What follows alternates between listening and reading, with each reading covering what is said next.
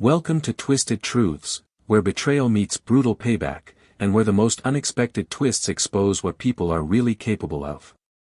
This story isn't just shocking, it's personal. My name is Delmar Atwood. I'm 43 years old, a quiet man from Lincoln, Nebraska, who's always been told I was the calm one, the reasonable one, and sometimes, the one who let people walk all over him. It's funny how those labels stick to your skin like wet clothes. My younger brother, Clayton. He was the golden child. 4 years younger, 6 inches taller, and born with a natural charm that made people bend over backwards to please him. Our parents, George and Mildred Atwood, never outright said they favored Clayton, but the signs were always there. He got the better bike, the better room, the louder applause at school plays. And when I brought home a report card full of A's, they nodded. When Clayton brought home a B, it was celebration time. Still, I tried to believe they loved us equally. That they just expressed it differently. That belief carried me for years, until the day their will was read. We had just buried them. A sudden car crash on the I-80 that took both their lives in the blink of an eye. There was no time to prepare, no goodbye. Just a phone call, 2 funerals, and then, silence. After the service, Clayton and I sat in a somber lawyer's office. Ellen, my wife, sat beside me, her lips pursed tight, her nails tapping against the chair's arm. We'd barely spoken since the funeral. She blamed me for not being present enough, for not being the man the family needed. The lawyer, a thin man with wire-rimmed glasses, cleared his throat and began reading. And that's when the floor of my life cracked open. To Clayton Atwood, the lawyer said, we bequeath our home in Lincoln, Nebraska, and all financial accounts associated with it. My breath caught. To Delmar Atwood, we leave our property in Stillwater County, Montana, and its contents. There was a long pause. I waited for more. Some stocks, bonds, something. But that was it. A single, crumbling, forgotten property. I couldn't even picture the place. I didn't know we had a house in Montana. Clayton gave me a look, a smirk laced with false sympathy. Guess Mom and Dad thought you needed a little space. I swallowed hard. Ellen turned to me in the car ride home. A rotting shack in the middle of nowhere? Are you serious, Delmar? You just sat there. You didn't even ask why. What was I supposed to do? I murmured. Grow a spine. That's what. Your brother just inherited everything and you took it like a houseplant. That night, after a bitter argument, she kicked me out.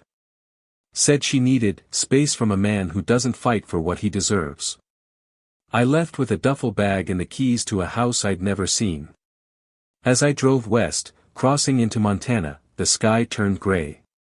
Snow clung to the edges of winding roads and the pine trees grew taller, darker. I didn't know what I was searching for, but I knew I had nothing left to lose. The house was worse than I imagined. Windows cracked. Shingles peeling. A porch that sagged like a broken promise. But I stepped inside.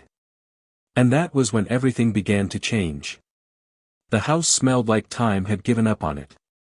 A thick, moldy stench of dust, wet wood, and something older.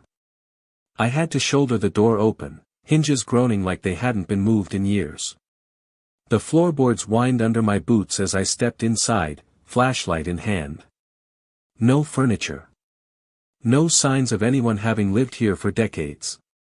Just me, the wind outside, and the weight of a life I never asked for.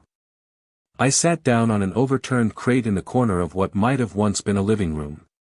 My breath came out in puffs, and my fingers trembled, not from the cold, but from something deeper. A hollowness inside my chest. I had no wife. No family. No inheritance. Just this, ruin. I thought of Ellen. Her words before she slammed the door shut still rang in my ears. Don't come back until you're a man who knows how to stand up for himself. What did that even mean? Hadn't I done everything right? Stayed loyal, worked my job, provided. I was a banker, for God's sake.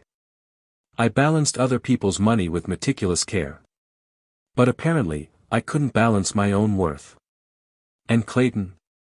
He was probably back in Lincoln, sipping wine in the house we grew up in, rearranging furniture and basking in his victory. He didn't even pretend to be sorry at the will reading. Just leaned back, flashing that politician's smile of his. I didn't sleep that first night. Not really. I lay on the warped floorboards, wrapped in a blanket from the trunk of my car, staring up through a hole in the roof where the moon peeked through like an indifferent eye.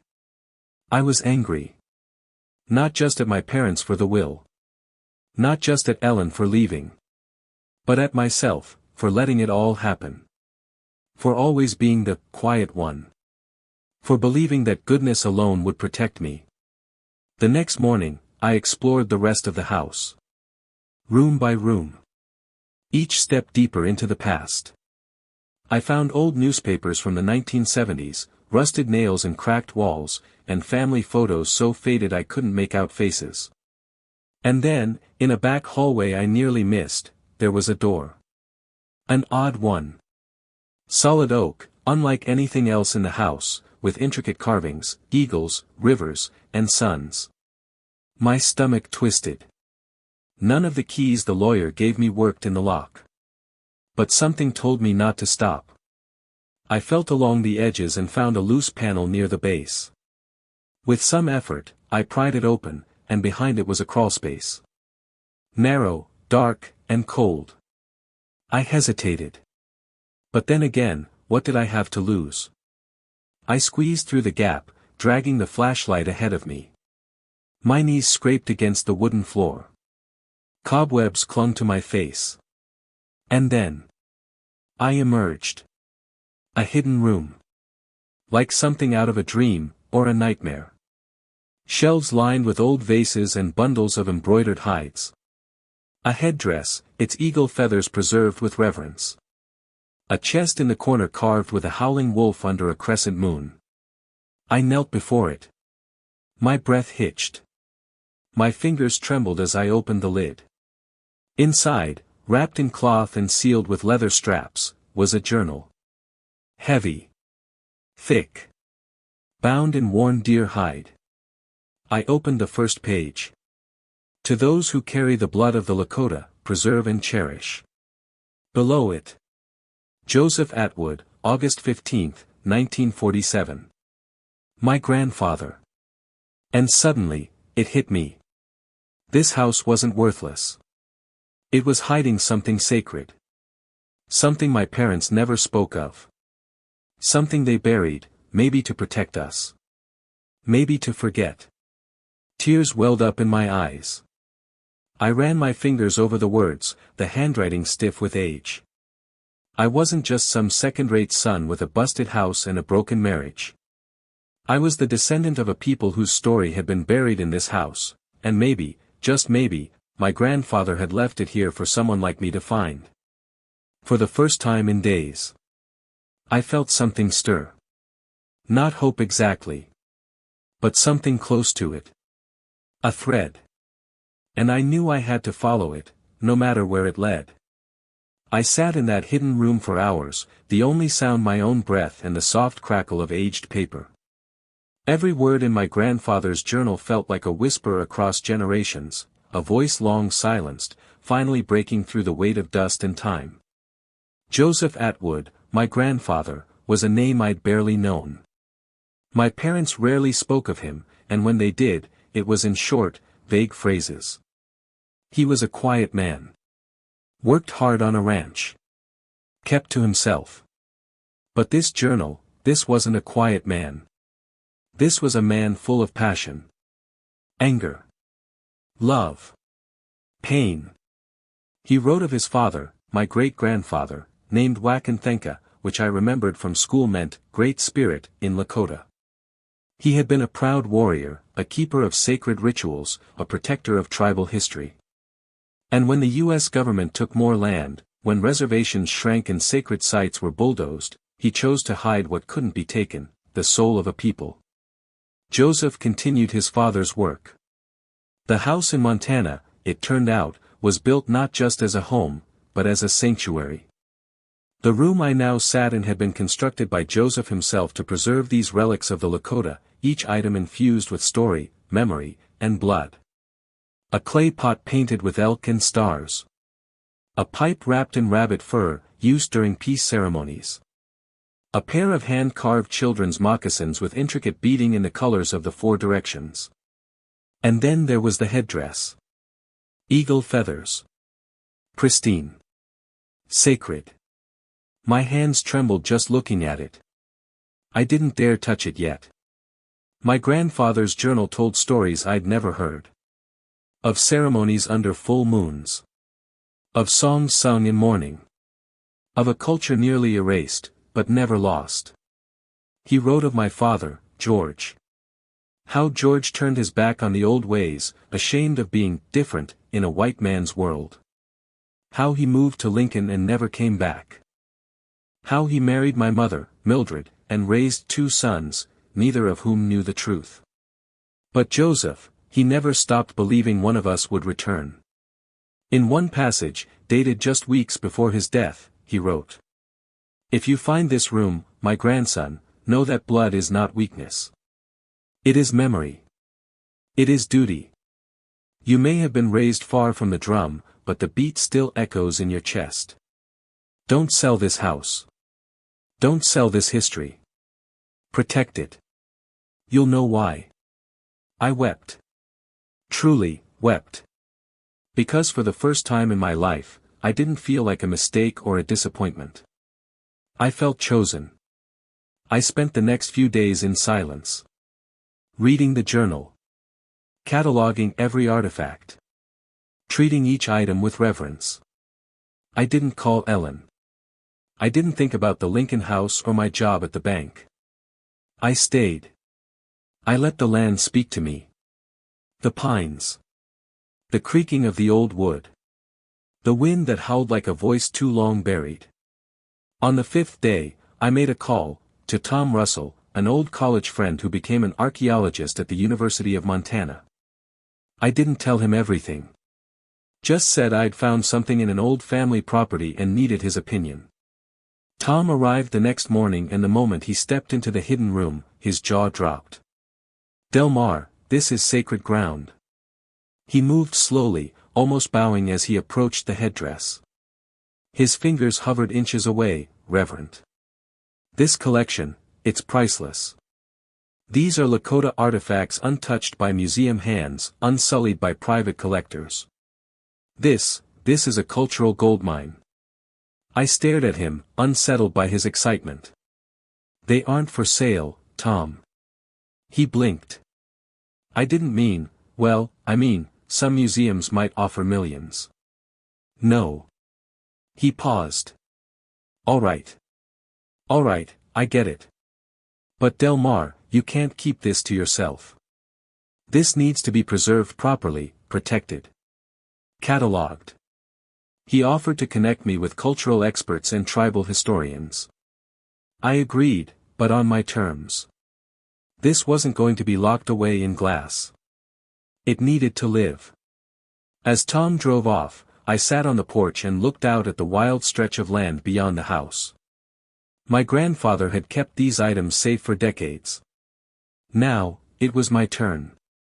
And just as I began to feel at peace, I got a text.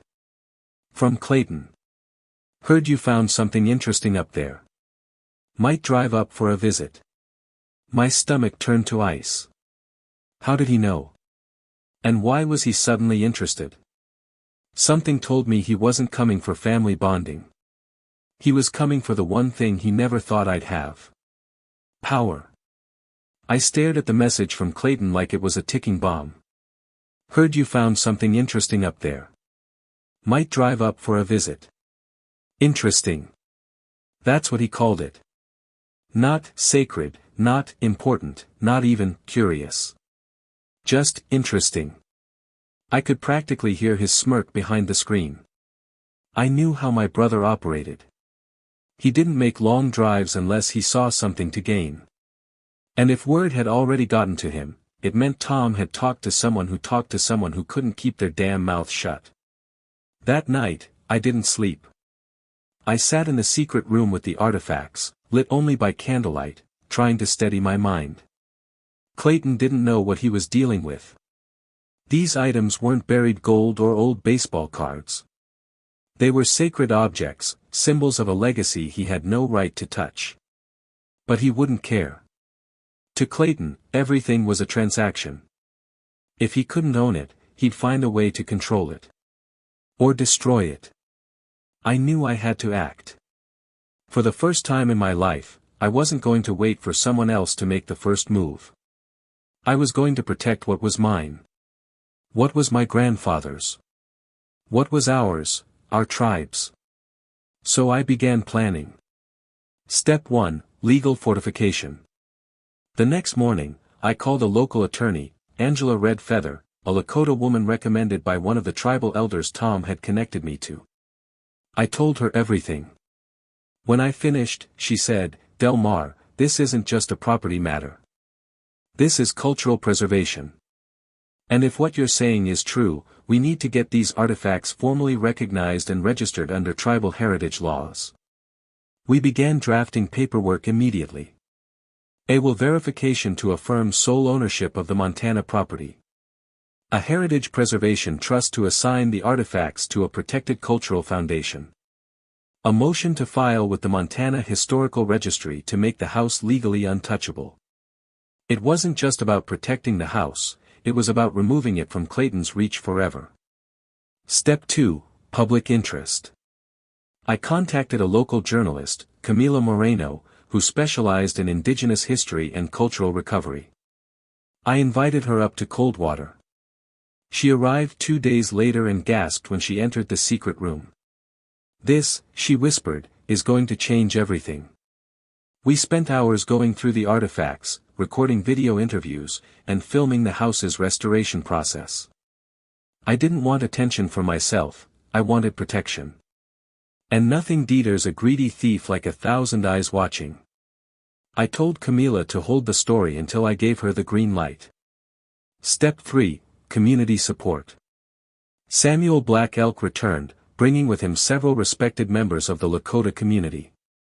Elders, teachers, weavers, singers. I opened the house to them. "This is yours as much as it is mine," I said. "I want to build something lasting here. A center. A school. A space to teach and preserve." They offered their blessing, and their help. We started drafting plans for a cultural center. Not a museum. A living space. Where kids could learn to speak Lakota.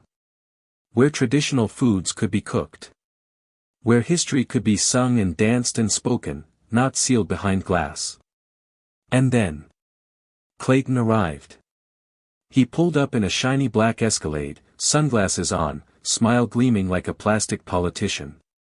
He stepped out, looked around at the house, the forest, the distant mountains, and said, "So this is your little kingdom now?" I didn't smile. "It's not a kingdom, Clayton. It's a legacy." He stepped closer, trying to peer into the house. "Heard some interesting things about what's inside. Care to show your baby brother around?" I blocked the door. "Not unless you've come to pay respects." He chuckled, low and mocking. "Come on, Delaware. You've never cared about this stuff. You didn't even know Grandpa was Lakota until last week. You think you're some kind of spiritual gatekeeper now?" I stayed silent. He circled me like a vulture. "Look, I get it. You've got your pride now. But think bigger. These artifacts, there's real money in them. Auction houses. Private buyers. Hell, even museums." I stared at him. "They're not for sale." His eyes darkened. "Everyone's got a price.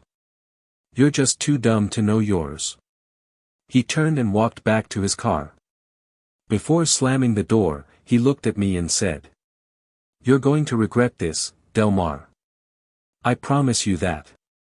After he left, I felt something in me shift. Fear had always been a constant companion in my life. Fear of confrontation. Of failure. Of not being enough. But now. Now I was done being afraid. He thought he could waltz in and take what wasn't his. But I was ready. I had the legal shield. I had the community. I had the press waiting. And I had something he never would. Purpose. The morning after Clayton's visit, I stood out on the porch, breathing in the pine-soaked Montana air.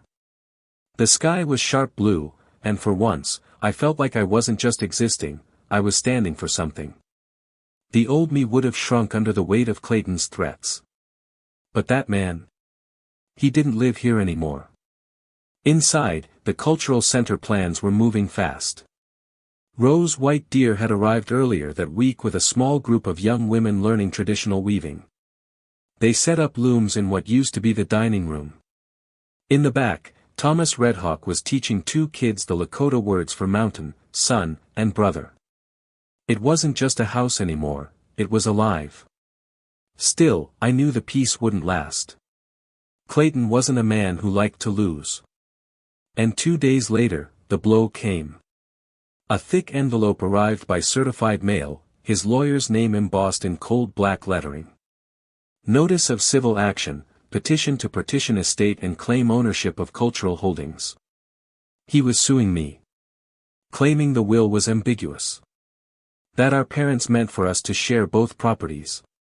That since I found the items while cleaning a shared inheritance, they should be jointly liquidated. I clenched the letter so hard my knuckles turned white. But I didn't panic. I picked up the phone and called Angela Redfeather. She wasn't surprised. "He's playing dirty," she said. "But we anticipated this." She had already filed to register the house and its contents under a protected cultural trust. We'd begun the process of placing the entire estate under tribal stewardship with me as founding trustee and caretaker. She instructed me to gather documents, photographs, witness testimony, anything to show the purpose and the intention behind the house and the items. I knew just where to look. The hidden weapon, Grandpa's journal. I returned to the secret room and flipped through the journal again. There it was, an entry written in 1989, just months before my grandfather died. To the grandson who finds this house and all within are yours to protect. Not to sell. Not to hide. To protect. I photocopied it, time-stamped it, and filed it as Exhibit A. Tom, my archaeologist friend, offered a sworn affidavit confirming the item's cultural significance and that their preservation was vital to Native heritage. Samuel Black Elk agreed to testify on behalf of the community. And Camila, the journalist, prepared her article, just in case. A quiet message sent loud. Before the court date, I organized an open house ceremony at the cultural center. We didn't call it a protest. We called it a celebration. Over 150 people came, elders, students, local historians, even a few curious reporters. We sang, danced, shared food. I read from my grandfather's journal aloud, voice shaking with both nerves and pride. The press was everywhere. Cameras flashing. Interviews recording. The message was clear. This place wasn't for sale. This legacy had returned home. Clayton's mistake. 3 days before the trial, I received a voicemail from a man named Preston Marks, a curator from a private museum in New York. "Mr. Atwood, I understand you may be under pressure to part with certain artifacts. We've been contacted by your brother, who's offered us a collection for private appraisal." I nearly dropped the phone. He was trying to sell them, behind my back, before the court could even decide ownership. That was the crack I needed. Angela jumped on it like a hawk. She subpoenaed the email trail from Preston Marks and submitted it to the judge. "Your Honor," she said in our pre-trial hearing, "this is not a case of shared legacy. This is a case of one man trying to exploit sacred cultural property for personal gain." The judge, a steely woman named Justice Harper, narrowed her eyes and said nothing. But I saw it. The shift. Clayton had overplayed his hand. The night before the hearing. I sat alone on the porch, wind rustling through the pines. I was exhausted. Anxious. But also proud. It was the first time in my life I'd fought for something. Not for approval. Not for praise. But because it was right. That night I had a dream. I was standing on a ridge, dressed in full regalia. Across from me, my grandfather Joseph. Beside him, a figure I somehow knew was Wakanthenka, my great-grandfather. Neither spoke. But they looked at me with eyes that didn't just see me, they saw through me. And they nodded. I woke up before dawn, tears on my face. I was ready. The courtroom in Billings was quiet when we entered, but the tension in the air was sharp enough to cut skin. It wasn't a media circus, yet, but there were a few local reporters seated in the gallery, pens ready. Word had spread fast. Small-town inheritance dispute with cultural stakes, made for good headlines. Clayton sat across the aisle from me, dressed in an expensive gray suit, legs crossed like he already owned the place. He gave me a curt smile when I entered, like this was a friendly game he expected to win. I didn't smile back. Angela Red Feather stood beside me, files in hand, her presence calm but fierce. The judge, Justice Harper, entered and began the session. Mr. Clayton Atwood is claiming joint ownership of the property at Stillwater County, Montana, she stated. Mr. Delmar Atwood disputes this claim, citing sole inheritance as written in the will, as well as cultural and ancestral significance of the property and its contents. She adjusted her glasses. Let's proceed. Clayton's case, a web of greed. His lawyer spoke first. Smooth. Slick. He painted Clayton as the concerned brother who simply wanted to ensure their parents' wishes were honored. Your Honor, this property and its contents were part of a familial estate, he said. There is no clear language indicating that the Montana property was of such cultural importance as to warrant singular ownership. And even if there were, both brothers should benefit from its contents. He held up photos, blurred shots of the eagle feather headdress, the pottery, the journal. These are significant artifacts. Potentially worth millions on the collector's market. It would be unfair to grant sole possession to one sibling, especially when both share bloodlines. Justice Harper remained still. Silent. I wanted to scream. But I waited. Our turn, the truth unfolds. Angela stood, slow and deliberate. Your Honor, she said, we are not here to divide furniture. We are here because Mr. Delmar Atwood uncovered sacred, culturally protected artifacts of the Lakota people, artifacts hidden and preserved by his grandfather, Joseph Atwood, a tribal descendant, who left behind a written journal clearly documenting his intentions. She handed over a copy of the journal's key passage. The judge read it carefully. Then Angela continued. We also present evidence that Clayton Atwood attempted to sell the items in question to a private museum in New York, before any court ruling, and without his brother's knowledge.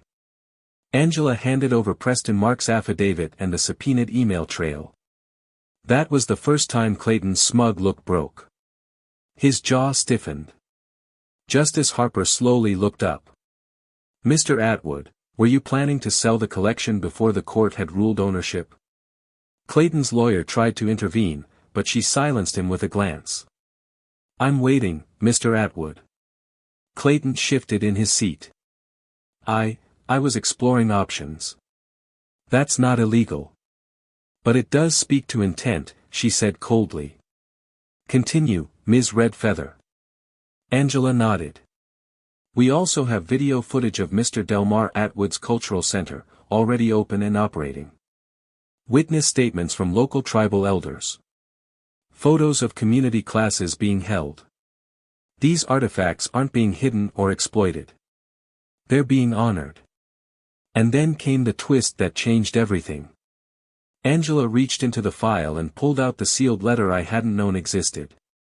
I would like to submit a final piece of evidence, an affidavit from the estate attorney who managed the will of George and Mildred Atwood. My eyebrows furrowed. What? Angela handed the letter to the judge. Justice Harper opened it, reading silently, her expression unreadable. Finally, she looked up. This letter is dated 3 weeks before George and Mildred Atwood's death. It instructs their lawyer to amend the will and clarify that the Montana property, while of limited monetary value, held significant ancestral and spiritual meaning for Delmar. It further states that Clayton was to receive the Nebraska home due to his interest in business assets, while Delmar was to inherit the legacy Joseph left behind. She placed the letter down and stared straight at Clayton. It appears your parents made their intentions perfectly clear. Clayton looked like he'd swallowed a rock. His lawyer leaned back, silent. There was no path forward now. No argument. Justice Harper turned to me. Mr. Atwood. Delmar, it's not often a case like this crosses my bench. It is my ruling that the Montana property and its contents belong solely to you, as designated by both the original will and supporting documentation. Furthermore, I will be contacting Montana's Department of Heritage to ensure this property receives additional protection under tribal cultural preservation law. Then, she leaned forward and added. And to you, Mr. Clayton Atwood, I suggest you find meaning beyond your brother's shadow. Because it seems, he stepped out of it. Gavel down. Outside the courthouse, the air felt different. Lighter. Sharper. Clayton brushed past me without a word. His eyes were dead. I didn't feel anger toward him anymore, just sadness. He'd been given the house, the money, the affection, and yet, here he was, trying to steal what couldn't be bought. I stepped into the sun, Angela beside me. You did good, Delmar, she said. Your grandfather would be proud. I nodded slowly, then looked out at the distant hills. I wasn't done yet. Now it was time to build something lasting. The wind in Coldwater carried a different song after the trial. I could feel it in the pine trees, in the dust trails on the roads, in the way people looked at me, not as some soft, forgettable man from Lincoln, but as someone who had fought and earned his place. But it wasn't pride that filled me. It was peace. For the first time in my life, I wasn't just living, I was belonging. The cultural center was no longer just an idea. It was alive, beating like a heart. The living room where I'd first found dust and despair now echoed with laughter. Kids sat cross-legged on the floor, learning Lakota words from Thomas Redhawk, their small voices stumbling but determined. The kitchen smelled of bison stew and sage. Rose-white deer taught weaving in the back room, ribbons of color spread across looms, each thread telling a story. Outside, the once dead yard had become a gathering space. We built a sweat lodge. We planted herbs sacred to our tribe. We cleared a space for drum circles. The land was breathing again. And so was I. A visit from the past. One afternoon, I was stacking firewood when a silver sedan pulled into the dirt driveway. I didn't recognize the car at first. But I knew that posture. Ellen stepped out, her heels sinking into the gravel. Delmar, she said softly, her arms folded. I wiped my hands on my jeans and nodded. Ellen. She looked around, eyes scanning the house. The yard. The small group of children weaving under Rose's guidance on the porch. You really stayed here, she said. I did. And you really built this? With a lot of help, I said. And a lot of history. There was a long pause. I saw you in the paper, she finally admitted. That article. The Cultural Center. The court win. Spencer's been, well, humiliated. I didn't say anything. I didn't need to. She shifted uncomfortably. I came to say I was wrong, she said. About you. I thought you were weak, Delmar. But you weren't. You were just waiting for the right thing to fight for. I nodded slowly. I didn't come to ask for anything, she added. I needed you to know that. There was a time when her words would have meant the world to me. Now. They were, closure. I offered a small smile. Thank you, Ellen. I mean that. She looked down, then back at me with something like regret in her eyes. Goodbye, Delmar, she said. Goodbye, Ellen. She left without another word. And this time, it didn't feel like a loss. Legacy in motion. Weeks passed. Winter crept in softly. We held our first Wanagi Yuhapi, a Lakota remembrance ceremony, on the winter solstice. Hundreds gathered, some driving for hours. Drums thundered. Sage smoke lifted into the sky. We prayed. We sang. We remembered. At the end of the ceremony, I stood before everyone, holding my grandfather's journal. I didn't grow up knowing my roots, I said, voice thick with emotion. But I know them now. And I know that I was meant to protect this place, not because I'm strong, but because I listened. And because I refused to sell what wasn't mine to sell. People clapped. Some wept. And then a small boy, maybe 10 years old, came forward. His name was Koda. He pressed a string of beaded leather into my hand.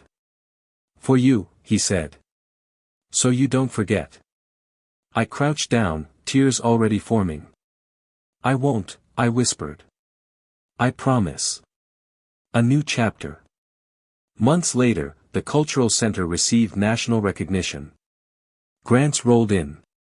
Tribal leaders from neighboring states came to visit. We built new classrooms. A library. A media lab to document oral histories. I stayed in the same house. Repaired it with my own hands. Kept the secret room, not hidden, but preserved, like a sacred vault. And every morning, I sat on the porch, sipping coffee from a handmade mug, wrapped in a woven blanket, looking out at the land my grandfather saved. I think he always knew it would be me. I wasn't the strongest. I wasn't the favorite. But I was the one who listened. The one who stayed. The one who chose legacy over money, history over convenience, identity over ego. In the end, truth has a way of surfacing, even if it comes twisted through pain and betrayal. As one wise voice once said, sometimes your greatest enemy was once your closest ally. If this story struck a chord with you, let us know in the comments. And don't forget to subscribe, share, and spread the word, because justice deserves to be heard.